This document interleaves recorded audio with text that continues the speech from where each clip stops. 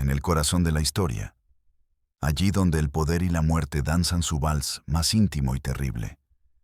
Existen cámaras selladas, criptas del alma a las que pocos historiadores se atreven a descender.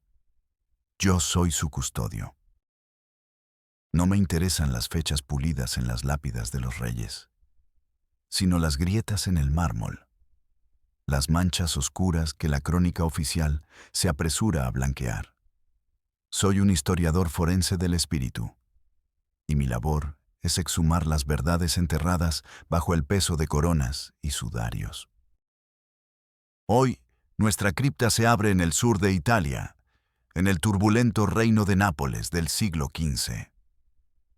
Nos adentramos en la mente de un monarca cuya crueldad fue tan refinada como su mecenazgo artístico.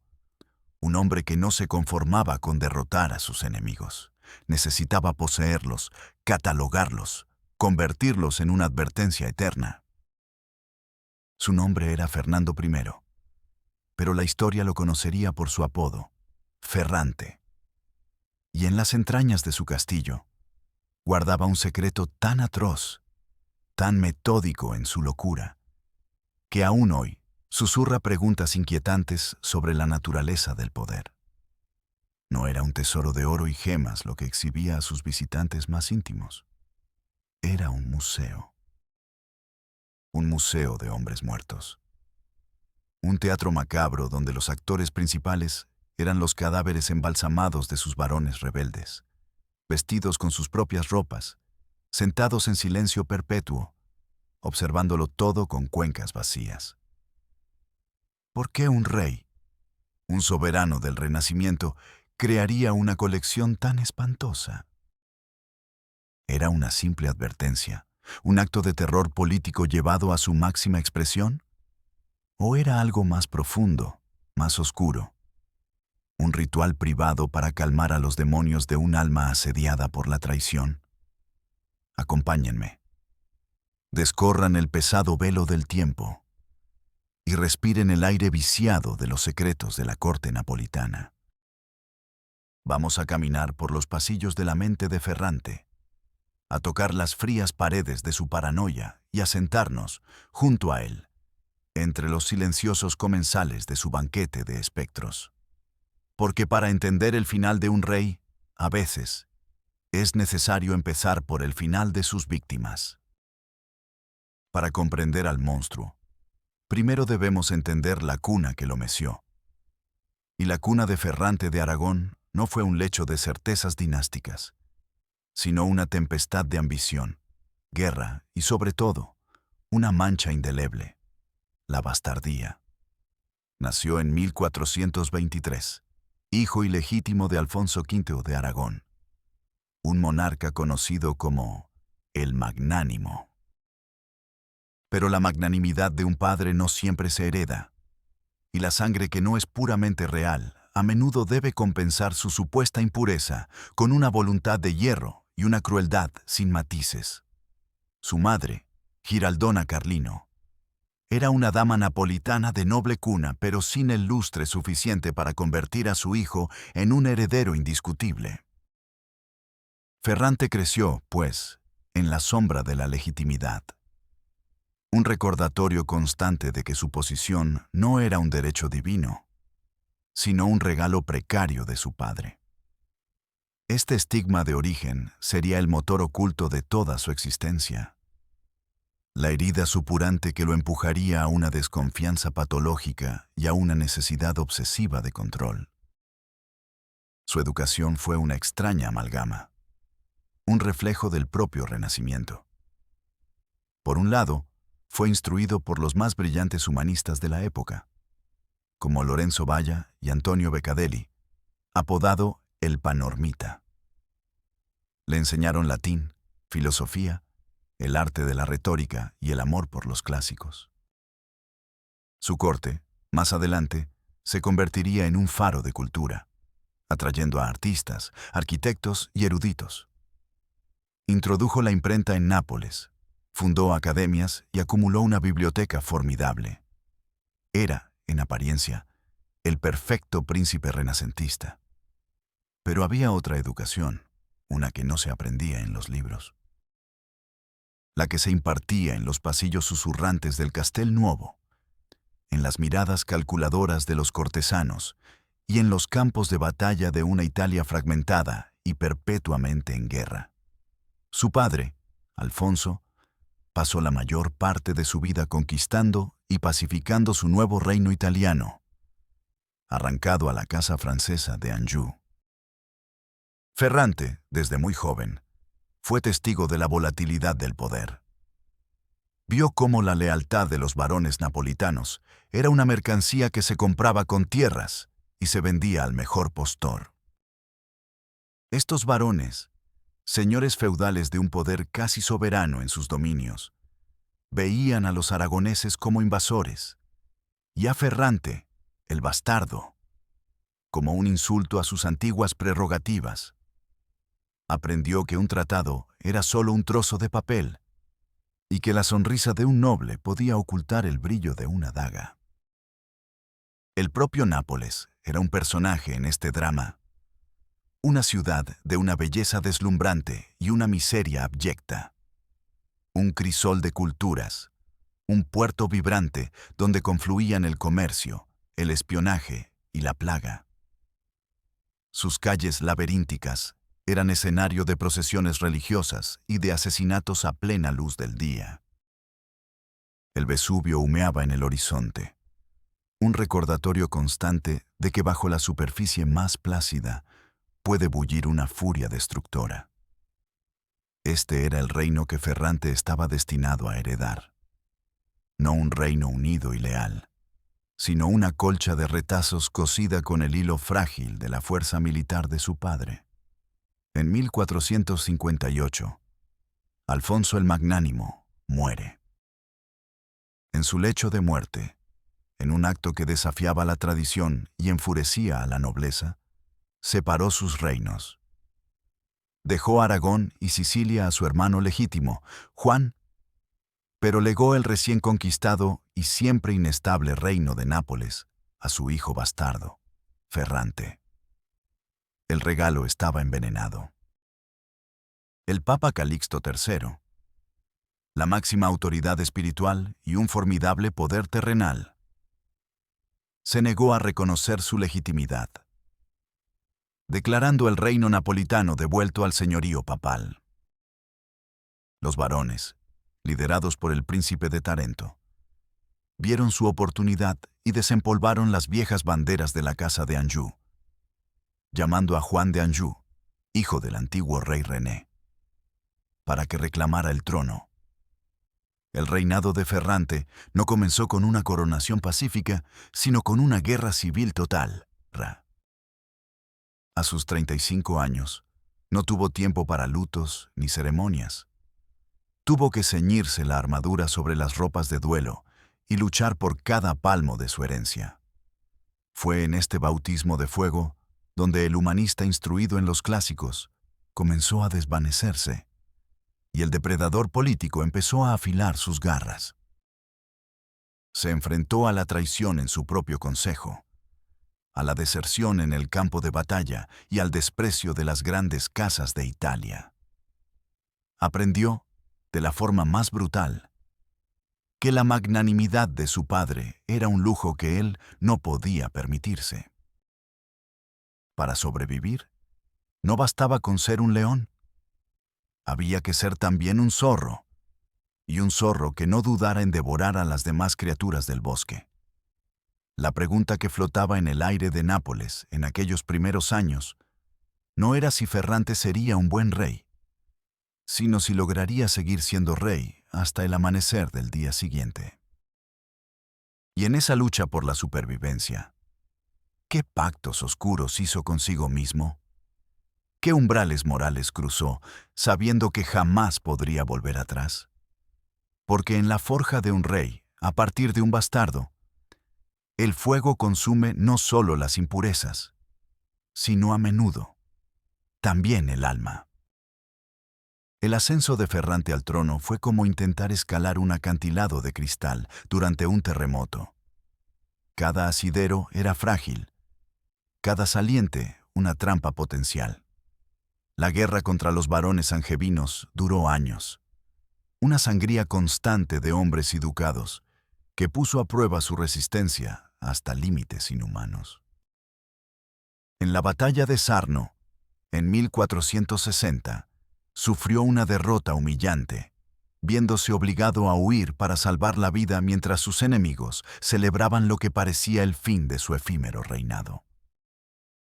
Pero Ferrante poseía una cualidad que sus enemigos subestimaron, una resiliencia que rozaba lo sobrehumano, alimentada por la desesperación del que no tiene nada que perder.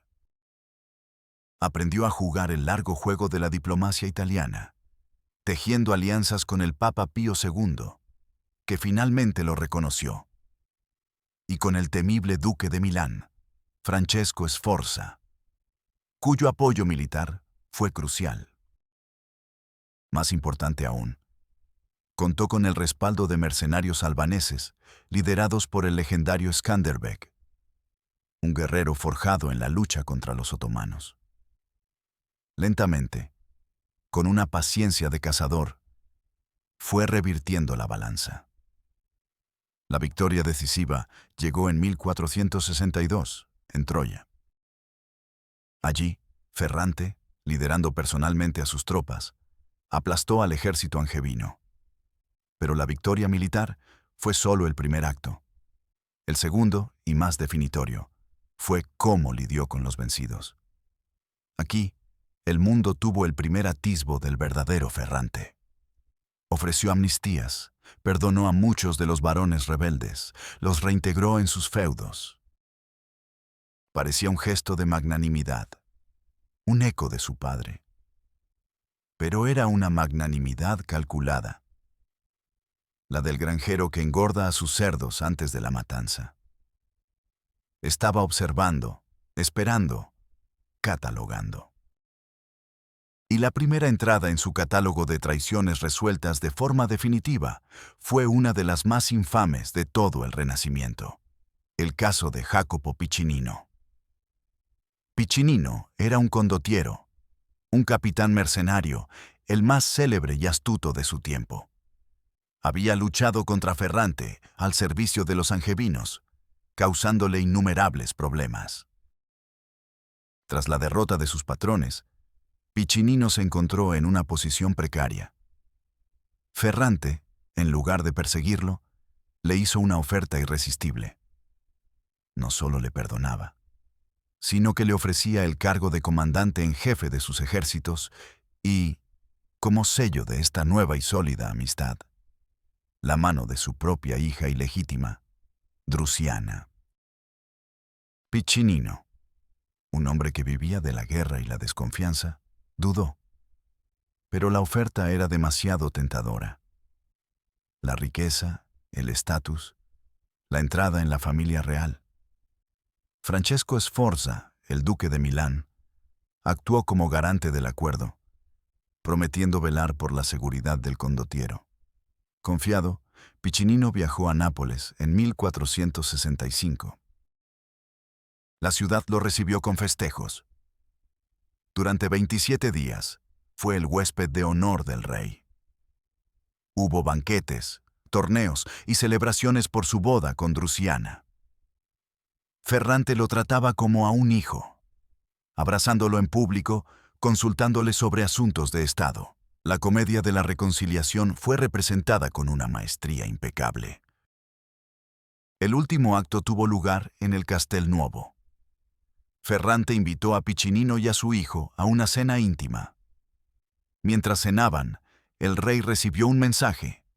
Se excusó y salió de la estancia. Apenas la puerta se cerró tras él, los guardias irrumpieron en la sala. Piccinino y su hijo fueron arrestados y arrastrados a las mazmorras. El anuncio oficial fue que Piccinino había muerto al caerse de una ventana, mientras intentaba escapar. Nadie lo creyó. La verdad, susurrada en los rincones más oscuros de la corte, era mucho más siniestra. Había sido estrangulado en su celda. El mensaje fue diáfano y helador. La clemencia de Ferrante era una trampa mortal. Su perdón, un preludio a la tumba. El asesinato de Piccinino no fue un acto de ira, sino una pieza de cálculo político de una frialdad quirúrgica. Eliminaba a un rival poderoso y enviaba una advertencia inequívoca al resto de la nobleza. Pero también revela algo más profundo sobre la psique del rey. La necesidad no solo de eliminar la amenaza, sino de hacerlo a través del engaño, de la traición personal, de la humillación del enemigo que se cree a salvo. Es el placer del depredador que juega con su presa antes de asestar el golpe final. Este patrón de comportamiento se convertiría en su firma. Años más tarde, Ferrante descubriría un complot liderado por el duque de Sesa. En lugar de arrestarlo de inmediato, lo invitó a cenar. Durante la comida, el rey, con una sonrisa afable, le preguntó al duque qué castigo merecería a alguien que conspirara contra su soberano. El duque, sudando frío, describió las torturas más horribles. Ferrante asintió pensativamente y, al terminar la cena, ordenó que se le aplicara al duque exactamente el castigo que él mismo había descrito.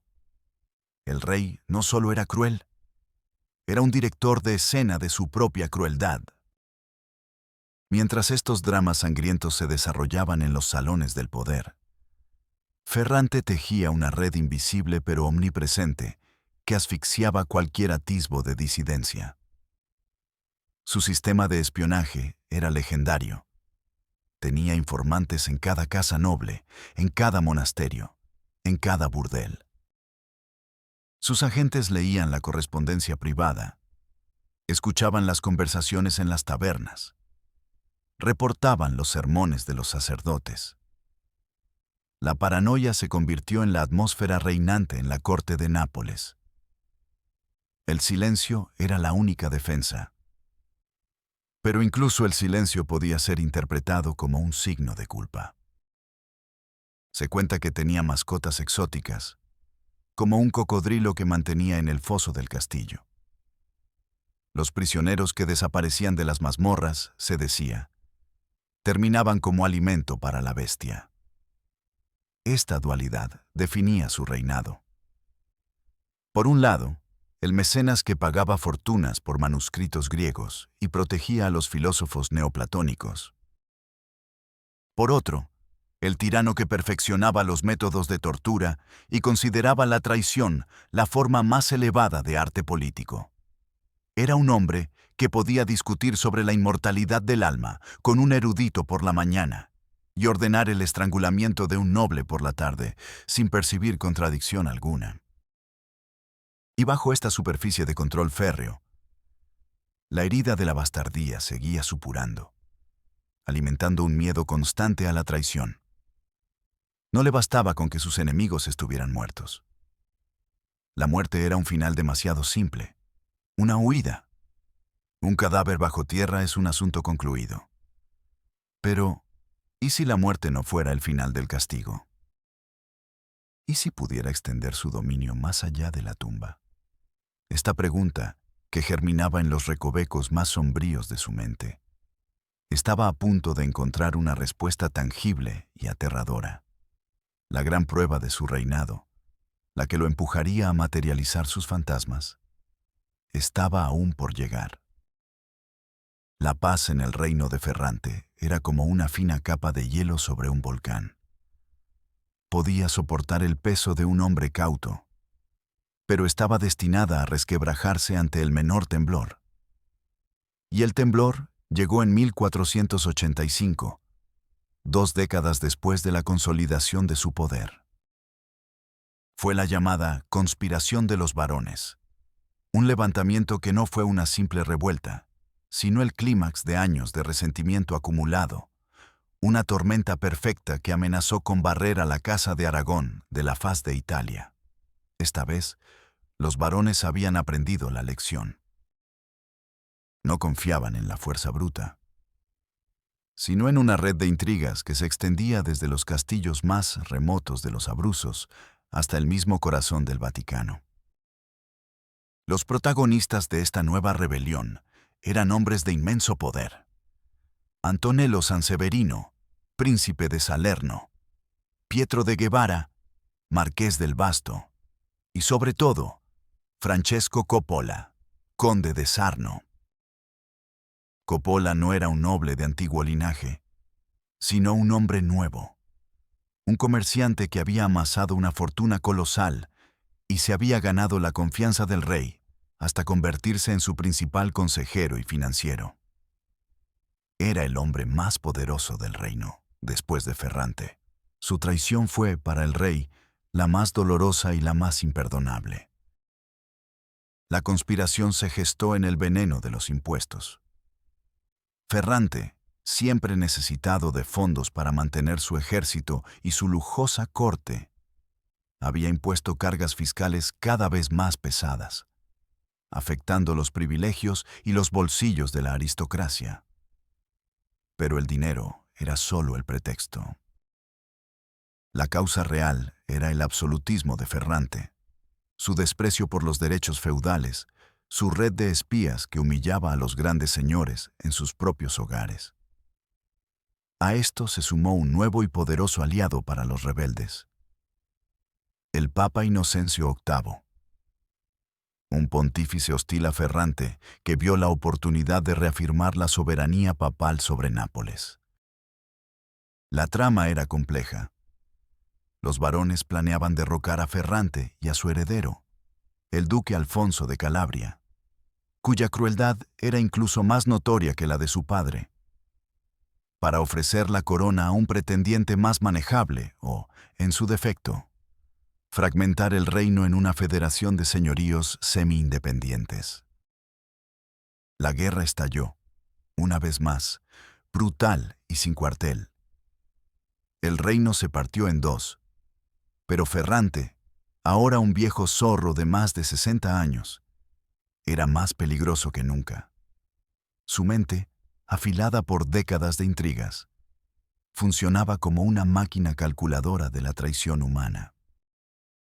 Mientras su hijo Alfonso dirigía las campañas militares con una ferocidad implacable, Ferrante se dedicaba a la guerra psicológica y al contraespionaje, y fue él quien orquestó el golpe maestro que pondría fin a la rebelión. Una obra de teatro de una perfidia tan sublime que habría hecho palidecer al propio Maquiavelo.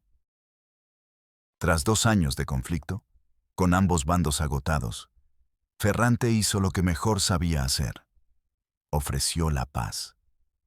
Envió misivas a los varones rebeldes, proponiendo una reconciliación total y absoluta.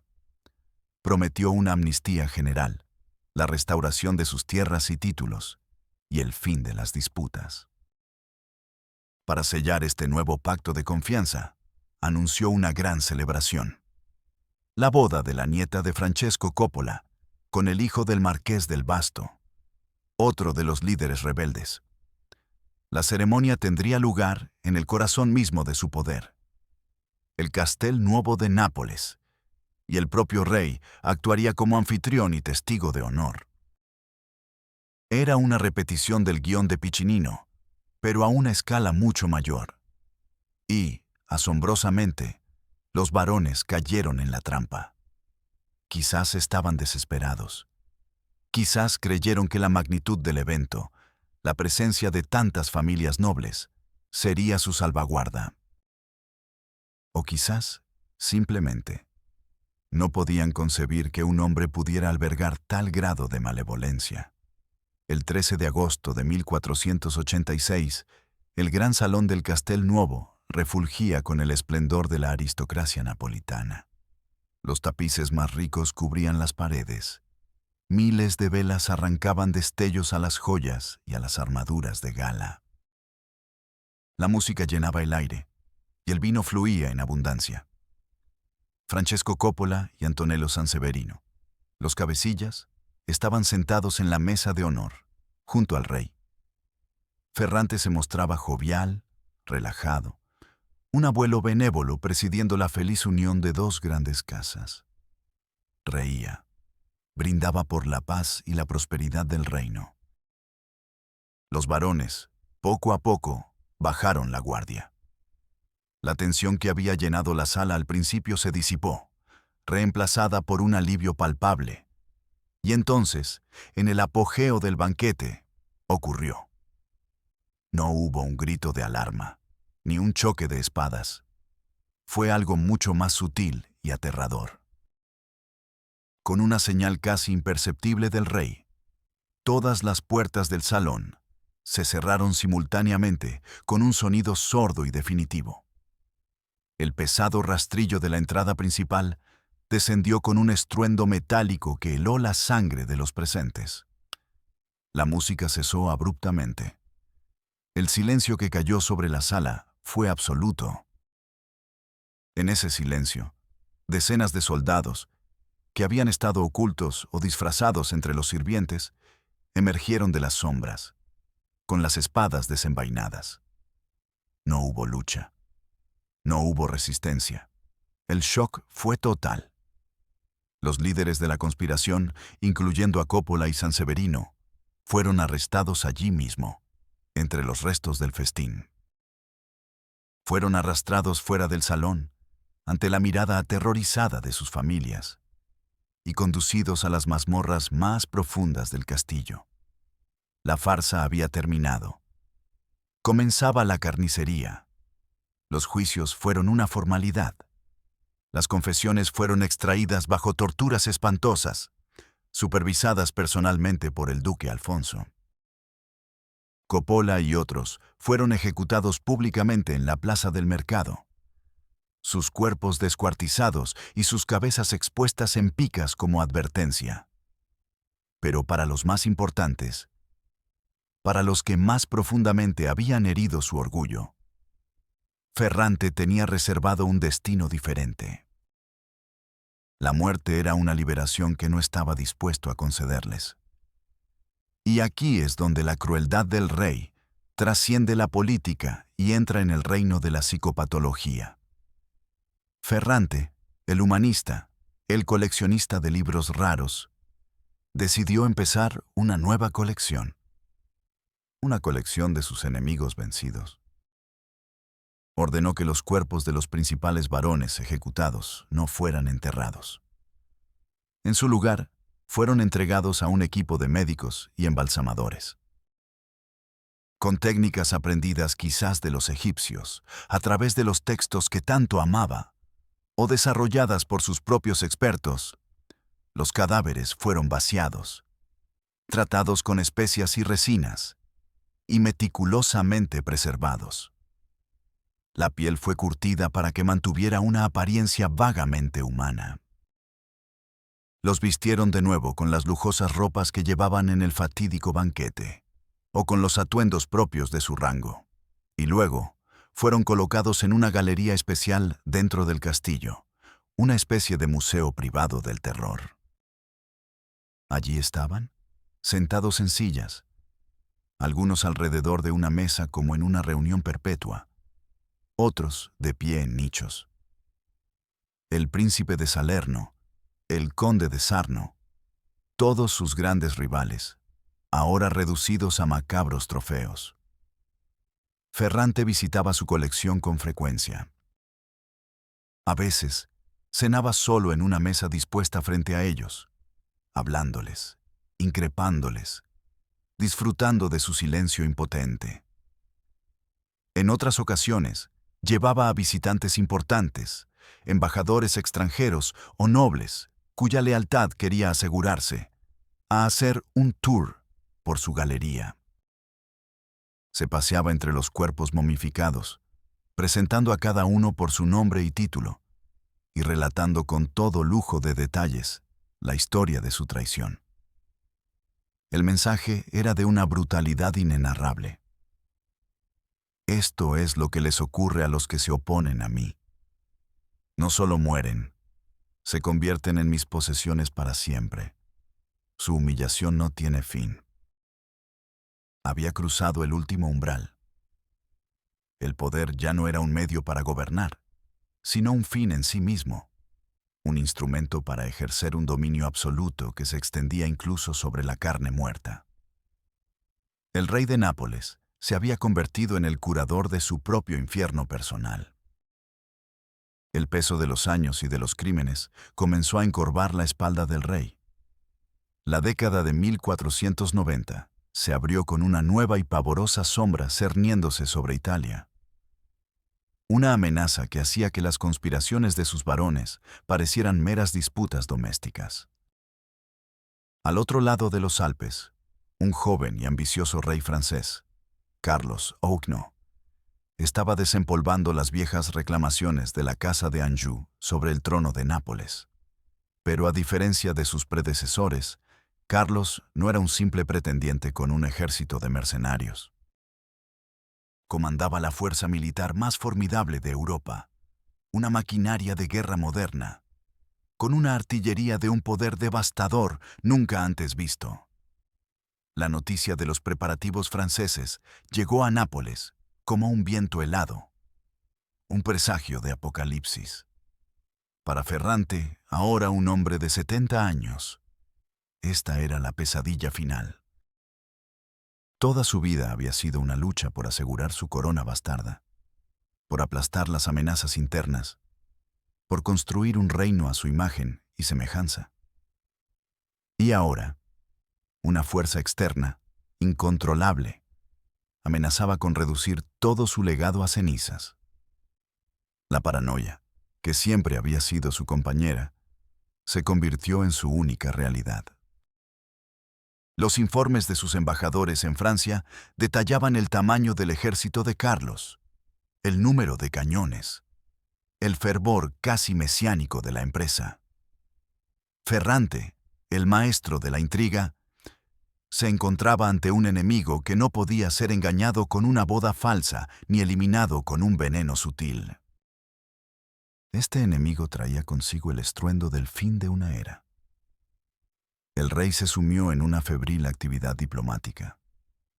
Intentó forjar una liga italiana para oponerse a la invasión, pero la península estaba, como siempre, dividida por sus propias rivalidades.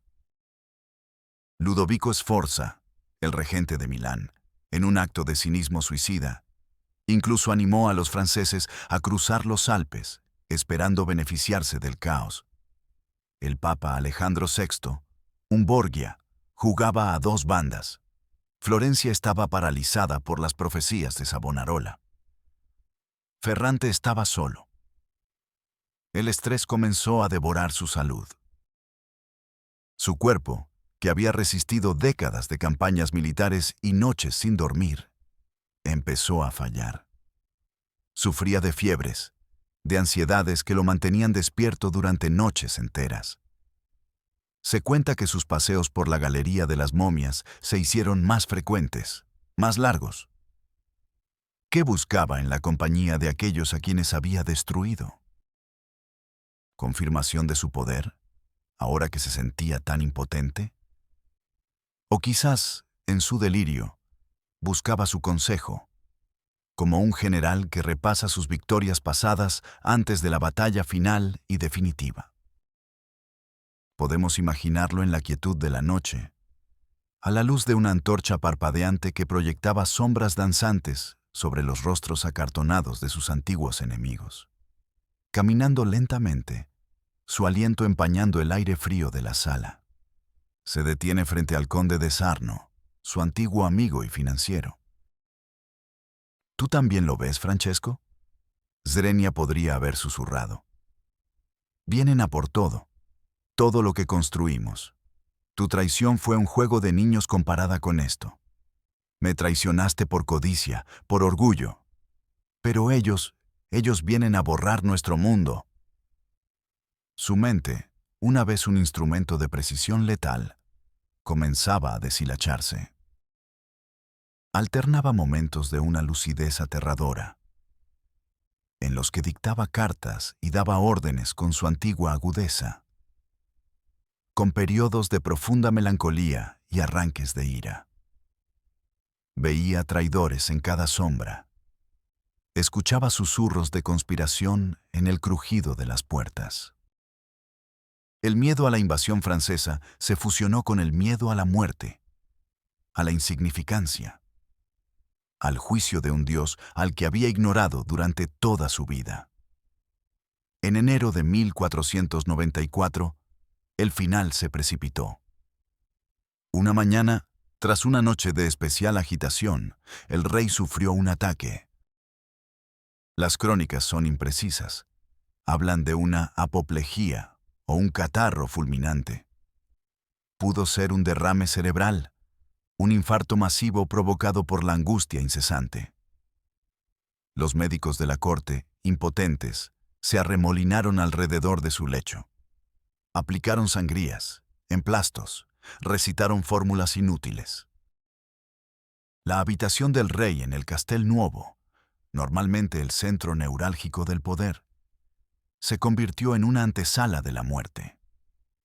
Su hijo y heredero, Alfonso de Calabria, un hombre tan temido como odiado, esperaba fuera, impaciente por tomar las riendas de un reino que se hundía. La agonía de Ferrante duró varios días. Durante sus escasos momentos de conciencia, se dice que su mirada estaba perdida, fija en un punto invisible de la pared. Repasaba su larga vida de sangre y astucia. Pensaba en Piccinino, en Coppola, en los cientos de rostros anónimos que había enviado a la tumba. ¿O solo veía la marea francesa acercándose, inexorable, para ahogar su dinastía? Las últimas horas fueron un lento apagarse. El hombre que había hecho temblar a Italia, el rey que coleccionaba cadáveres, se había convertido en un anciano frágil, luchando por cada aliento. Su respiración se hizo más superficial, un susurro ronco en la silenciosa opulencia de la cámara real. Los sacerdotes le administraron la extrema unción, un ritual cuya eficacia en un alma como la suya solo Dios podría juzgar. Finalmente, en la noche del 25 de enero de 1494, el corazón de Ferrante de Aragón se detuvo. El silencio que siguió no fue de paz, sino de pavor. El rey había muerto. Y con él moría la única voluntad capaz de mantener unido, por el puro terror, al reino de Nápoles. El capitán del barco había muerto en el momento exacto en que el huracán tocaba la costa. Por supuesto, como con cualquier muerte poderosa en una época de venenos, surgieron las dudas. ¿Fue realmente la angustia lo que lo mató? ¿O alguien, quizás en su propio círculo, viendo la catástrofe que se avecinaba y la intransigencia del viejo rey, decidió acelerar lo inevitable? Un veneno sutil, administrado por un médico comprado o un sirviente aterrorizado, podría haber imitado los síntomas de un ataque natural. No hay pruebas, solo la lógica oscura de la época. Un rey muerto era un problema, pero un rey obstinado y senil a las puertas de una invasión era una catástrofe. La verdad, como tantas otras en la vida de Ferrante, quedó sepultada con él. Pero el clímax de esta historia no es el último aliento del rey, sino la aterradora ironía de su legado. Murió justo a tiempo para no ver el colapso total. Murió antes de que Carlos V entrara en Nápoles casi sin oposición, aclamado por un pueblo que prefería un invasor extranjero al terror de los aragoneses. Murió antes de que su museo de momias, su monumento a la permanencia de su poder, se convirtiera en una curiosidad grotesca para los conquistadores franceses, antes de que se perdiera para siempre en el caos de la guerra, dispersado, destruido, olvidado. Su último acto de dominio, en cierto modo, fue morir. El rey estaba muerto. Pero la muerte, en la corte de Ferrante, nunca había sido un asunto sencillo. El cadáver del hombre que había ejercido un control tan absoluto sobre los cuerpos de sus enemigos se convirtió de inmediato en un objeto de pavor, protocolo y, sobre todo, un problema político. El anuncio oficial se retrasó lo suficiente para que su hijo, Alfonso, ahora Alfonso II de Nápoles, pudiera asegurar las puertas del castillo, duplicar la guardia y enviar mensajeros a sus comandantes leales. El miedo a un levantamiento popular o a una nueva traición de los varones supervivientes era palpable. Nápoles contuvo la respiración. Mientras la maquinaria del poder se reajustaba frenéticamente, el cuerpo de Ferrante yacía en su lecho, enfriándose.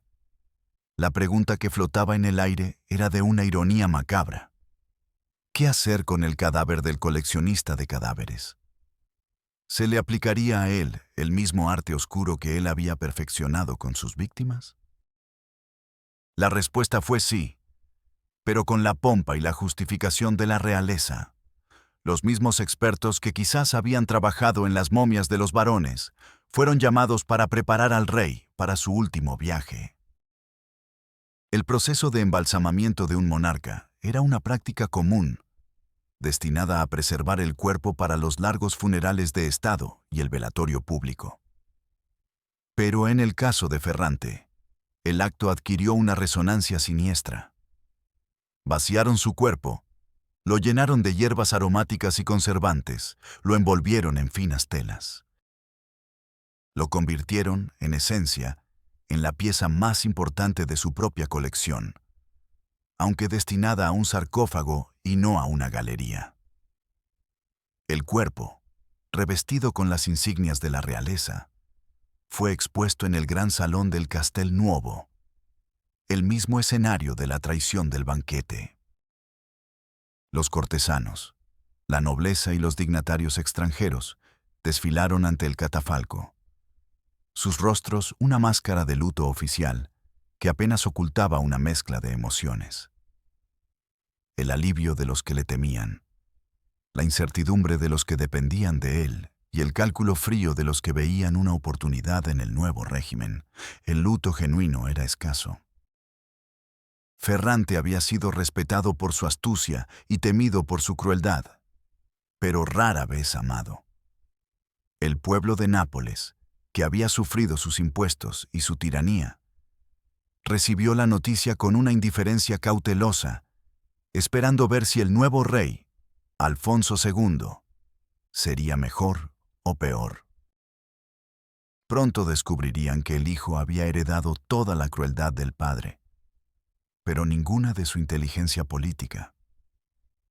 El verdadero caos se desató en los corredores del poder. Alfonso II era un soldado brutal, no un diplomático.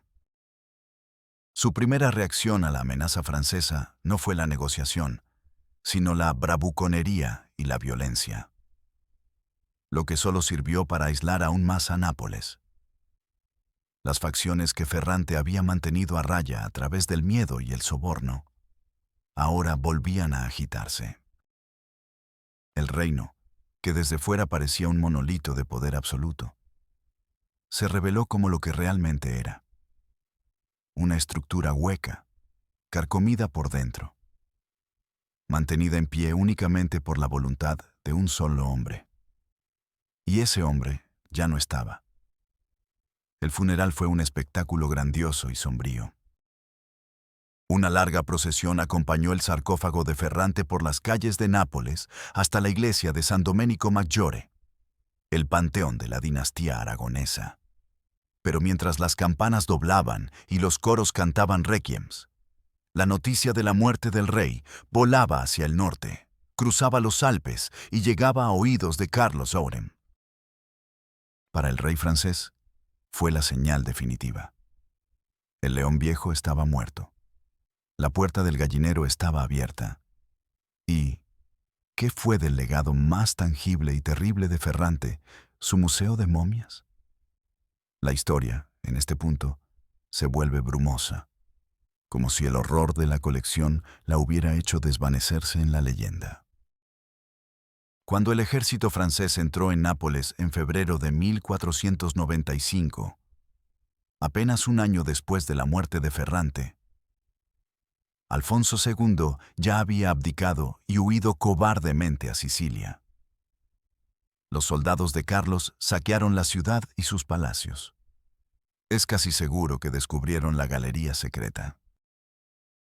Podemos imaginar el asombro y la repulsión de los caballeros franceses al entrar en esa sala silenciosa y encontrar a la antigua aristocracia napolitana mirándolos desde la muerte.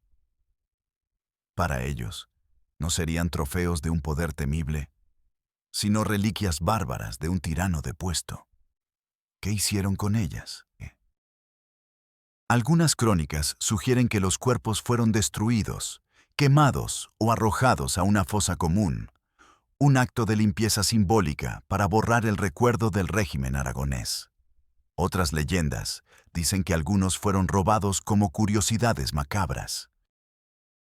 Lo más probable es que, en el caos de la ocupación y las guerras que siguieron, la colección simplemente se dispersó y se perdió para la historia.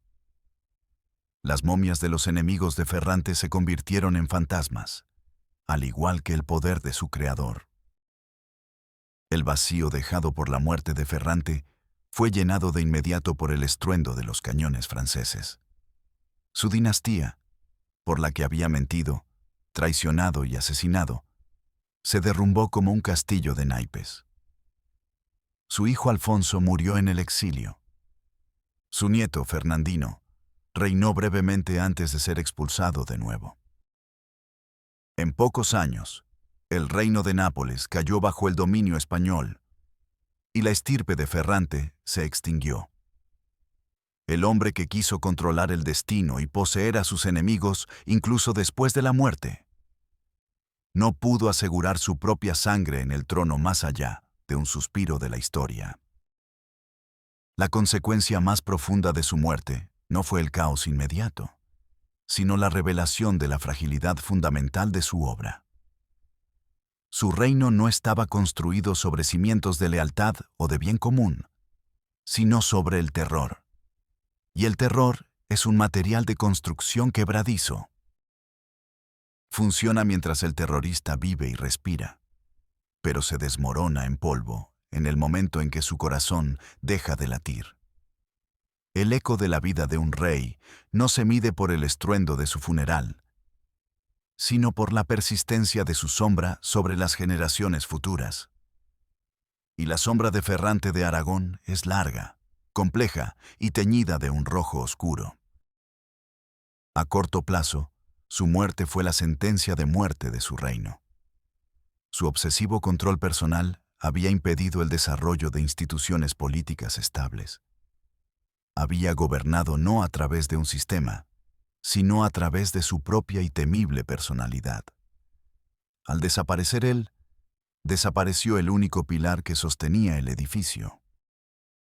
La invasión francesa, que él tanto temía y que su muerte precipitó, cambió para siempre el mapa político de Italia, inaugurando un siglo de guerras devastadoras en las que la península se convirtió en el campo de batalla de las grandes potencias europeas. Ferrante, en su intento por aislar y dominar su reino, había contribuido a crear las condiciones para su absorción por fuerzas mayores. A largo plazo, su legado se dividió en dos: para los cronistas de la corte y los humanistas que él protegió. Fue recordado como un mecenas ilustrado, un modernizador, el hombre que trajo el Renacimiento a Nápoles. Celebraron su astucia y su fuerza, viéndolas como cualidades necesarias en un príncipe de su tiempo. El propio Maquiavelo, en El Príncipe, lo estudiaría como un caso práctico.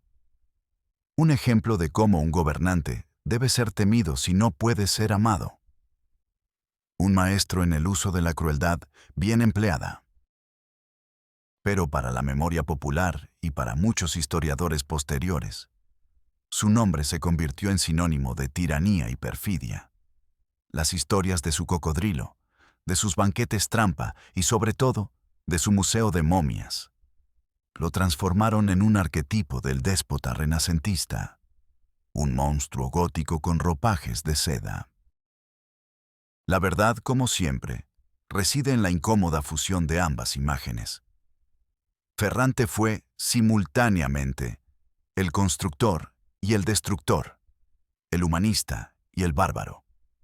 Y es en esta contradicción donde encontramos la clave final para descifrar el enigma de su colección de cadáveres.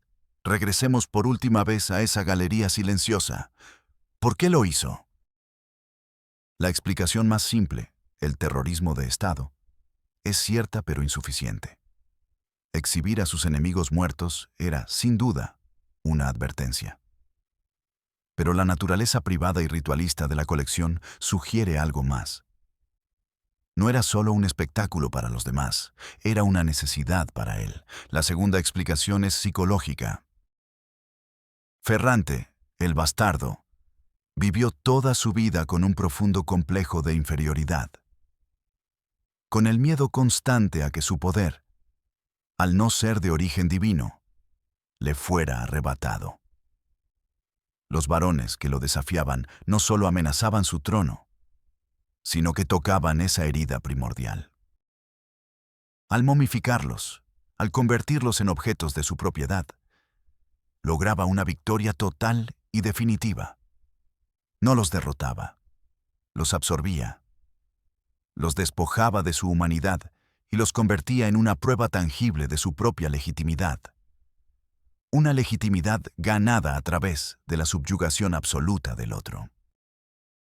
Pero existe una tercera capa, más filosófica y quizás la más perturbadora.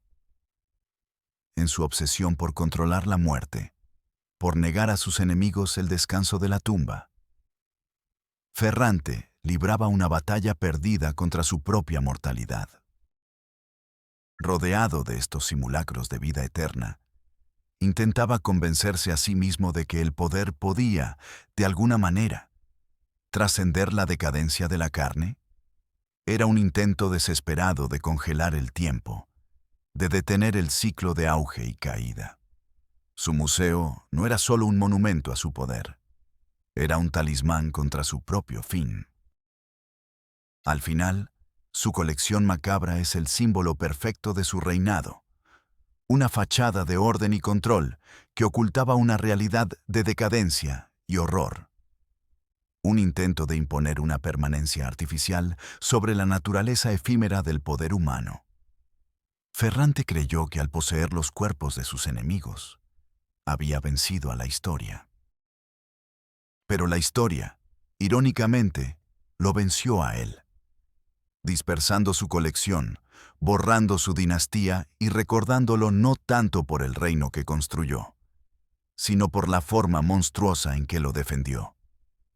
Y así, la pregunta final que nos deja el eco de su cripta no es solo sobre él, sino sobre la naturaleza misma del poder absoluto. Cuando un gobernante se obsesiona tanto con los fantasmas de sus enemigos, ¿no acaba convirtiéndose él mismo en un espectro rondando los pasillos de un palacio que en realidad nunca ha dejado de ser una tumba?